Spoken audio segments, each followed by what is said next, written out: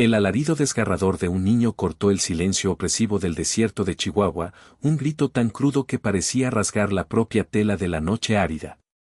Papá, fue lo único que escapó de la garganta de Heraclio, un lamento desesperado mientras veía a su padre, Saturnino, desplomarse bajo una ráfaga de balas. El miedo atenazó al pequeño de 12 años, empujándolo a esconderse detrás de un nopal gigante, cuyas espinas fueron testigos mudos del horror que se desplegaba. Ese día, bajo un sol inclemente que agrietaba la tierra como si quisiera abrir las puertas del infierno, Heraclio juró venganza, su joven corazón endurecido por el dolor y el cielo implacable que lo cubría. Saturnino había sido un hombre de honor, con manos callosas por años de trabajo arduo y ojos que reflejaban la dignidad silenciosa de una vida honesta. Era ranchero, padre, un hombre que creía en el sudor de su frente y en la verdad de su palabra. Pero en el mundo brutal del norte de México, la honra no servía como escudo contra el acero frío de un rifle Mauser. Todo comenzó en la entrada de su modesto rancho, el descanso de las ánimas, un hombre que prometía reposo pero que pronto se teñiría de sangre.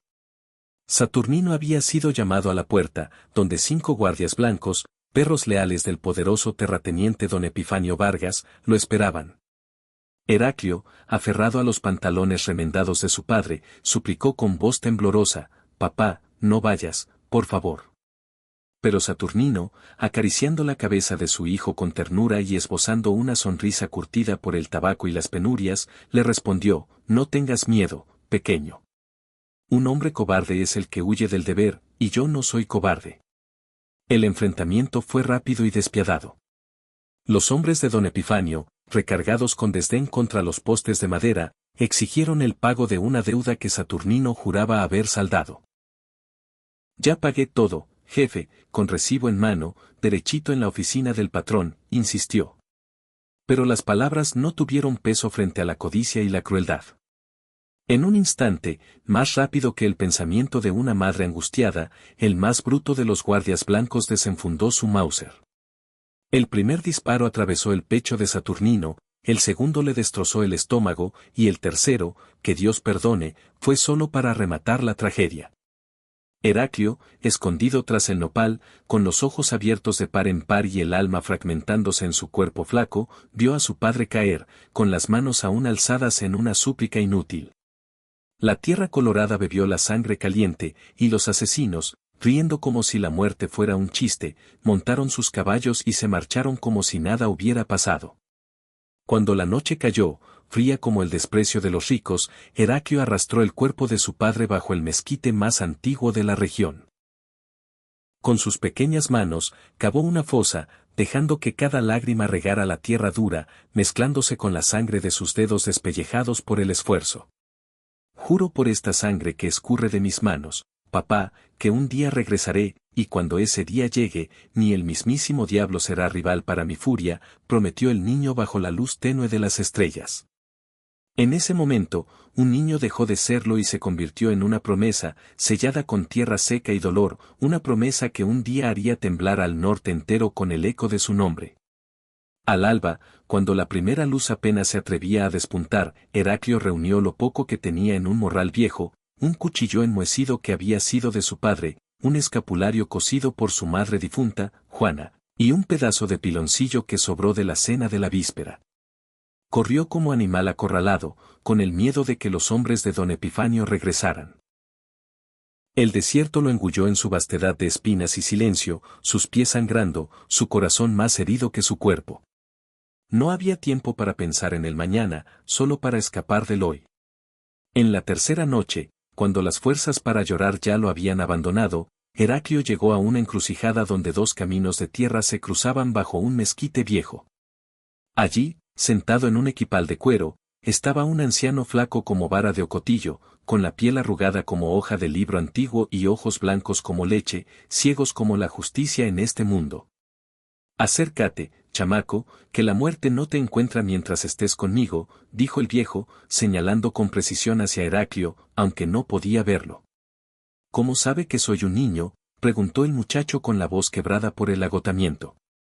«No veo con los ojos de la cara, sino con los del alma». «Y tu alma aún está verde, pero ya lleva la mancha de la sangre», respondió el anciano. Su nombre era Melquíades, aunque todos lo conocían como el viejo ciego de la encrucijada. Vivía solo en una casita de adobe con un tejado de zacate tan bajo que incluso un niño debía agacharse para entrar. Decían que era curandero, rezandero, y que hablaba con los espíritus de los árboles. Te quedarás conmigo, chamaco, no por caridad, sino porque tu destino ya estaba atado al mío antes de que nacieras, sentenció Melquíades. Así, Heraclio no encontró un nuevo padre, sino un maestro que le enseñaría artes que ni imaginaba, sobrevivir, esperar, y también matar. Primero aprende a callar. Quien habla mucho le regala el oro al ladrón, le decía Melquíades mientras le enseñaba a moldear el barro para hacer ollas. Los primeros años pasaron así, con Heraclio creciendo en silencio, como una planta que brota entre las piedras, despacio, sin ruido, pero con raíces profundas que no se arrancan fácilmente. El viejo le enseñó a escuchar el lenguaje sin palabras de la naturaleza, a entender que quien sabe oír nunca está perdido. Cuando Heraclio cumplió 14 años, Melquíades le entregó una navaja fina con mango de cuerno pulido. Ahora el cuchillo, dijo, y así comenzó un nuevo aprendizaje.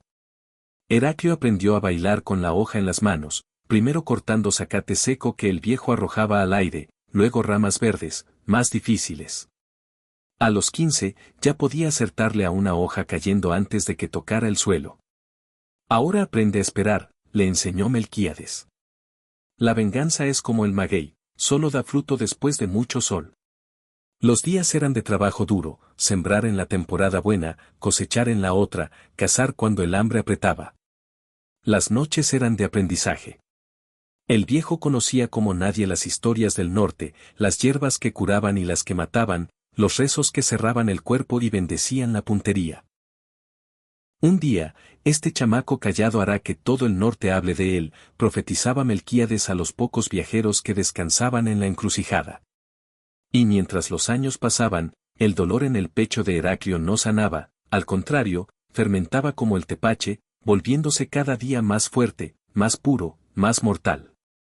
Cuando Heraclio alcanzó los 17 años, fuerte como un mezquite y silencioso como un búho en cacería, Melquíades decidió que era hora de avivar la llama de la memoria. Siéntate, chamaco, que ya eres casi hombre. Es hora de que conozcas a tu enemigo por su nombre.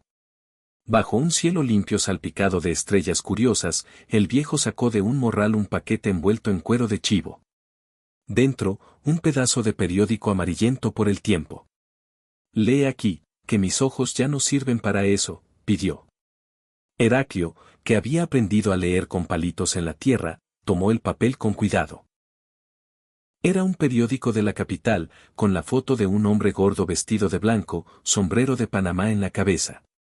Debajo, en letras grandes, don Epifanio Vargas expande su imperio en el norte. Ese es el cabrón que mandó matar a tu papá, dijo Melquíades, pero nunca se ensucia las manos. Tiene 5 guardias blancos que le hacen el trabajo sucio.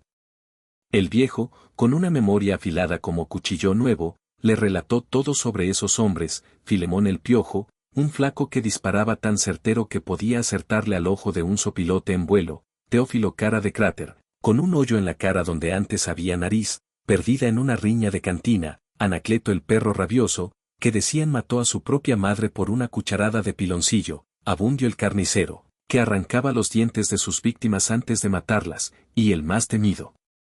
Bartolo el Seco, tan cruel que ni las moscas se posaban en él por miedo a envenenarse. Esos hombres están en el pueblo del Retiro, lamiéndole las botas al patrón y aterrorizando a la gente, explicó el viejo. Heraclio escuchaba sin pestañear, grabando cada nombre, cada detalle, como si tallara en la madera dura de su corazón. ¿Y ahora qué hago?, preguntó con una voz que ya no era de niño. Termina de crecer, de aprender, y cuando llegue la hora, tú sabrás. Esa noche, Heraclio no durmió. Se quedó mirando las estrellas, imaginando el día en que miraría a los ojos del hombre que destruyó su vida antes de que realmente comenzara. A los 18 años, ya un hombre curtido por el sol y el dolor, Heraclio fue enviado al tianguis del pueblo de Espinaca a comprar sal y medicinas para Melquíades, que tosía con un ronquido que preocupaba. El sol castigaba sin piedad cuando llegó al mercado, entre puestos de harina, ristras de chile seco y vendedores gritando sus mercancías. Caminaba con la mirada baja, pero atenta como la de un coyote en tiempo de seca. Entonces, en una esquina del tianguis, lo vio, Anacleto el perro rabioso, bebiendo tequila en una cantinita improvisada. Estaba más viejo, con la barba canosa y la misma cicatriz que le cortaba la quijada de punta a punta. La sangre de Heraclio se heló, luego hirvió como brasa. Todo el día, Heraclio acechó como puma rondando un corral. Cuando el tianguis comenzó a desmontarse y la gente se dispersó, Anacleto, tambaleándose de borracho, tomó el camino del arroyito detrás del pueblo. «Oiga, jefe», gritó Heraclio, acercándose con paso manso. «¿No tiene lumbre para prestarme?» Anacleto, mareado, miró al muchacho flaco que parecía inofensivo. «No tengo, chamaco. Vete a buscar a otro lado». «Entonces, dígame una cosa», continuó Heraclio, «¿se acuerda de un tal Saturnino, un hombre trabajador que usted ayudó a matar en la puerta del rancho El Descanso de las Ánimas hace 9 años?» La cara del guardia blanco palideció, su mano temblorosa buscó el cuchillo en su cintura. Pero antes de que pudiera sacarlo, Heraclio ya tenía su navaja pegada al gaznate del hombre. «Por el amor de Dios, muchacho, tengo familia», suplicó Anacleto. «Mi papá también tenía», respondió Heraclio con una voz fría como el acero. Esa noche, al regresar a la casa de Melquíades, sus manos aún temblaban, no de miedo ni arrepentimiento, sino de un alivio mezclado con una sed que apenas comenzaba. Los meses siguientes fueron de preparación. Heraclio ya no era el niño asustado ni el joven callado que aprendía en silencio. Ahora era hombre, con músculos endurecidos por el trabajo y ojos marcados por una determinación que helaba la sangre. «La venganza es una red que se teje con paciencia», decía Melquíades. «Un hilo mal puesto y todo se deshace». Al cumplir 19 años, Heraclio salió al amanecer y regresó al atardecer con un morral pesado.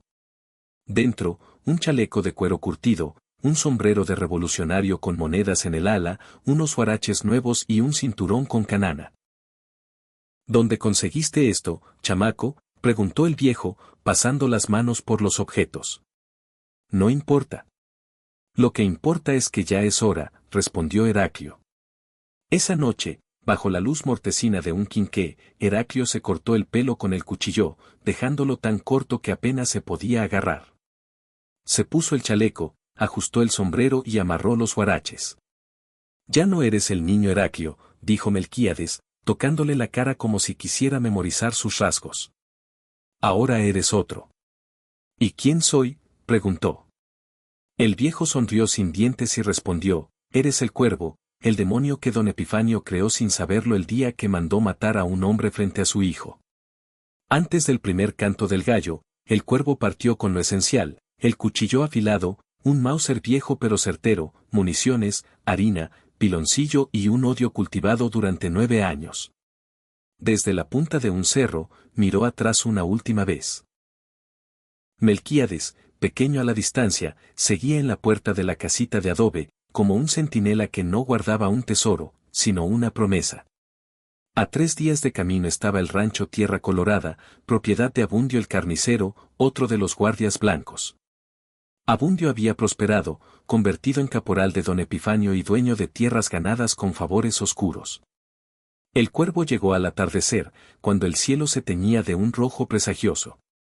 Los peones ya se habían retirado, y solo un joven de unos 16 años, armado con una pala, lo interceptó. «¿Quién eres y qué quieres?», preguntó. «Soy viajero, busco trabajo y un lugar para pasar la noche», respondió el cuervo, con el sombrero ocultando parte de su rostro. Abundio, sentado en una mecedora, fumando un cigarro de hoja, lo examinó con desconfianza. «Ese modo de revolucionario, de que andas huyendo», gruñó. «De nada, don. Solo creo que hombre prevenido vale por 2». Tras una breve charla, Abundio le dio trabajo, pero con condiciones: dormir con los peones y entregar sus armas. El cuervo dio el Mauser sin pestañear, pero escondió el cuchillo en su guarache, junto con la promesa que no podía esperar más. Esa noche, cuando el canto del tecolote era lo único que rompía el silencio, el cuervo se movió como sombra. Cruzó el patio oscuro hasta la casa grande, donde Abundio dormía solo, su esposa fugada con un arriero. La puerta trasera estaba sin tranca, nadie osaría atacar al temido carnicero. En el cuarto principal, Abundio roncaba, vencido por el tequila.